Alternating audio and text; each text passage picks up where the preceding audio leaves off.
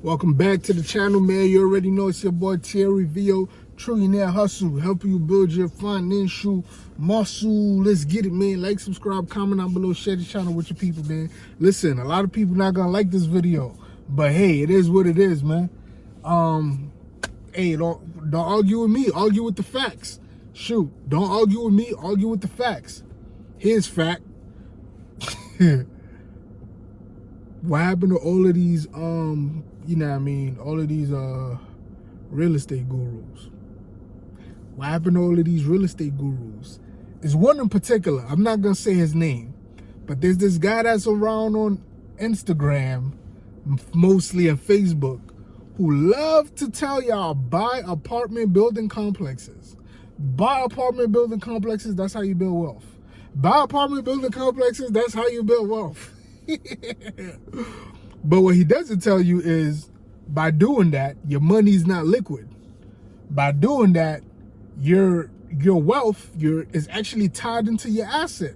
You don't actually see a profit, right, until you actually sell this property. That's where you actually see a profit. And even if you do see a profit, is it really profit, or is it the money you lost through inflation over the last amount of years that you own this property, that you're getting back in one chunk of check? So it looks like you're seeing a profit, but you're really not.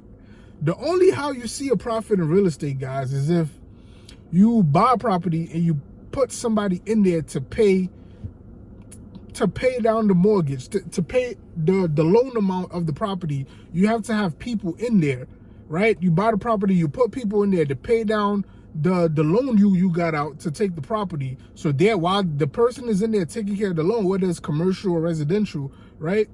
And then you're taking a small little piece and you're pocketing that. But even the little small piece that you're pocketing that for repairs, things that can come up with the house, and then your taxes, your taxes on the property. And then when you actually sell the property is when you get to see a profit. But then again, is that really profit? Or is that the inflation of the amount of money when you have borrowed it, let's say 5-10 years ago? The inflation, how much is that money now? Is it that the inflation check you're getting basically in one chunk? And it looks like you made a lot of money because you're getting a lot of money in one piece, but that's probably all the money you've been losing year over year over year through inflation on this loan. Now, why did the real estate people stop coming out, right? Because of interest rates. Right? When you have interest rates doubled basically in the last year just happened, profit margins get very much more smaller. When somebody's telling you, yeah, man, I own $2 billion in real estate and this and that, but now interest rates just doubled on him, that interest rate that just doubled might have been his actual profit margin, the actual cash he had on hand. Because you're not gonna have, because what does that same person like, and y'all know who I'm talking about, but I ain't gonna say his name. What does that same person like to talk about, right? What does he like to say? I don't keep cash. As soon as cash come in, I buy properties. I buy buildings with 100 units. Like, all that stuff sounds nice. And this really sounds cute to somebody who's not educated how money works and how all of that stuff actually works. But I like his energy. He's a great salesman. But if you know information, you know it's not really like how he promoting it. But hey, you like it, I love it. But anyway, let's talk about where else you could put your money that was a way lower barrier of entry, and you're gonna make way more money in the long run. Even if you don't make way more money in the long, exactly like I just said, the money you make over there in real estate is just the inflation check you're getting from the inflation you were losing year over year. But anyway, here where you're making money is almost guaranteed income. It's guaranteed income. When you buy, let's look at the barrier cost of entry to stocks. You just download the app, you found the ticker symbol, and you buy it and you own it. Right there. We look at Apple, for example. Apple's 160. Even if the economy goes down, right? Let's look at stock. Even if the economy goes down in the stock market, let's say stocks is crashing, what did they tell you? The smart people do what? When the stocks are crashing, you found the solid businesses that are going down and you buy them. This is your best opportunity to buy them for cheap. And you buy them. If it was 160 and went down to 120, if it's a solid business, you buy it at 120 and you hold it. Eventually, it's going to go back up to 160, 160, 180 to 200 is going to keep growing. The reason I'm using Apple, because Apple currently right now have the most amount of cash on tap. A lot of the people love telling you, I don't keep cash about, but Apple has the most amount of cash on tap. They could go buy up anything. Any company come to compete with Apple, boom, they could buy it up, right? So stock market, low barrier of entry. And if you invest in solid companies, you're guaranteed to make at least 7% return year over year. 7% return year over year, I believe, in about what? I can't get the number right now, but I forgot how long, between 7 to 12. I forgot how long. You got me on the math. I forgot how long it takes, but you could double your money in less terms. You would double your money in 7% return year over year in less time than it'll take you to pay off that 15-year mortgage or that 30-year mortgage. That same $300,000 or that same $500,000 you put on that house, if you were to put that in the stock market with 7% return year over year, you're going to double that money quicker, way faster than when you basically wait till you finish paying off the mortgage for how long you had it on that house. You're gonna make that money faster in the stock market. This is facts. Don't you argue with me. Go pull up your numbers and look it up. Facts.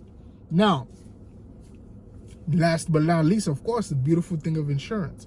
I have to come down because insurance is a boring business, and what people don't like to admit is that boring businesses are the most successful businesses. You want something simple, easy to understand. Boom, that's it. You buy a whole life policy. What are you really buying? You're using a small amount to buy a big amount. That's basically what insurance is. You're using a small amount of money to buy a lot of money. That small amount of money, which is your premium you pay every month, the barrier of entry insurance, guys, is your health and your age. That's it. Your health and your age determines what you can get. The healthier, the younger you are, the lower your premium is gonna be. Simple as that, right? Now, if you're doing NDRs and all this other stuff, like, you feel me, or annuities, we're gonna talk about other stuff. Like, you feel me, depending on how much you could contribute to it a month, or if you're doing IULs, can you afford to overfund it, which is the only way it's really gonna be profitable for you. But insurance, it's a beautiful game because you get to buy a lot of money for a small amount of money. Whether if your premium, you're using that to buy a death benefit for somebody when you die, right? You leave them with 100,000, leave them with 200,000 when you pass away. Or if it's a whole life and it's building cash value, you can eventually borrow against this. Cash value, right? Or you could borrow against the policy tax-free.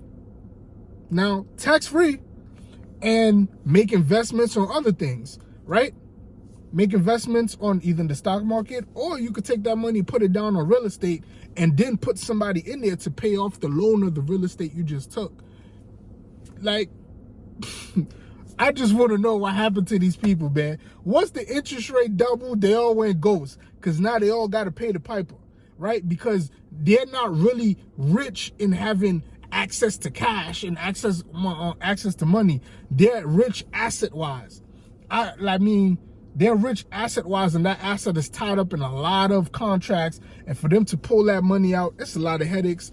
And for them to actually keep that property and the people in that property to continue paying it off, it's a whole lot of, mental hula hoop that I do not want to go through for my money, man. There's 1,000 ways to make a dollar out here. So I'm going to find the most efficient ways for me to make money, right? Insurance, stock market, that's the best way you're gonna make money, man. Simple money, consistent money, smooth money, and good money.